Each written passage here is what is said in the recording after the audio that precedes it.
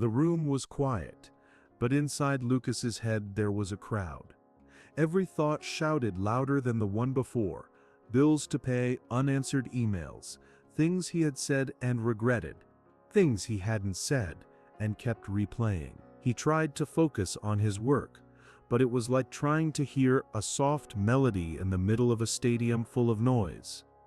If you've ever felt that your mind is too loud, this story is for you, because for Lucas, silence turned out to be more powerful than any advice or medicine, and what he discovered might change your life too. Lucas was 28 years old and seemed to have everything under control, at least from the outside.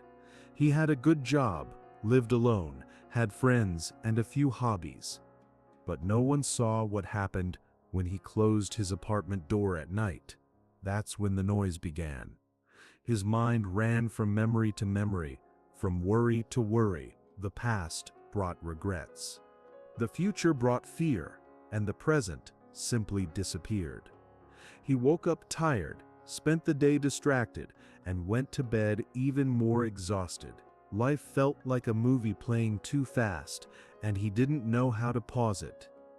One afternoon, at a small cafe near work, Lucas ran into Marcos, an older friend he hadn't seen in years. As they talked, Lucas noticed something unusual. Marcos wasn't in a hurry. He didn't check his phone every 2 minutes. He listened with full attention, as if nothing else existed in that moment. "Man, how can you be so calm?" Lucas asked. Marcos smiled. "I learned to listen to the silence." "Silence?" Lucas laughed. "That's not going to stop my head from running. It's not the silence around you, it's the silence inside you," Marcos said, "and it's closer than you think. Want to try?" Lucas hesitated, but curiosity was stronger. He agreed. Marcos explained. "For 1 week, every single day, sit for 10 minutes. No phone, no music, no nothing. Just you and your breathing." On the first day, Lucas sat on the couch, closed his eyes, and his mind exploded with thought. He remembered an urgent email, a meeting, a comment someone had made at work. He opened his eyes in frustration. This doesn't work. On the second day, he tried again. It was the same, except for a brief moment, when everything felt quiet. On the third day, he sat by the window.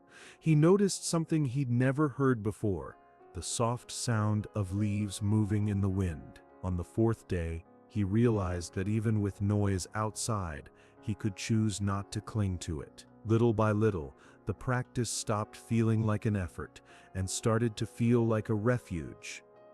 On the seventh day, something shifted. Lucas sat, closed his eyes, and for the first time, didn't feel chased by his own thoughts. They came and they left. No judgment, no grabbing onto them. In that moment, he understood what Marcos meant. Silence isn't empty. It's full of answers. Lucas realized he didn't need to fight his mind. He just needed to stop feeding it all the time. From then on, Lucas set aside 10 minutes of silence every day.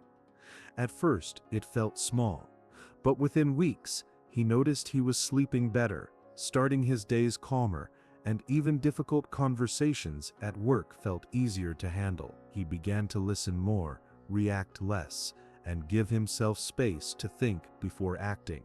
Coworkers noticed the change. "You're different," they said. "More present." And Lucas knew the secret wasn't in changing the world outside, but in changing the world inside. Silence is not absence. It's a meeting with yourself. You don't need a perfect place or hours of free time. 2 or 3 minutes a day is already a start. Over time, silence becomes a place you can always return to, no matter what's happening around you. Lucas discovered that even on the most chaotic days, just a few minutes of silence can bring clarity. If you also want to live with more presence and less anxiety, subscribe to this channel now, because tomorrow there will already be a new story waiting for you, ready to calm your mind and inspire your day.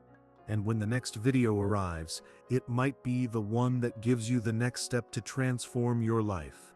Before you go, write in the comments, how many minutes of silence will you start with today?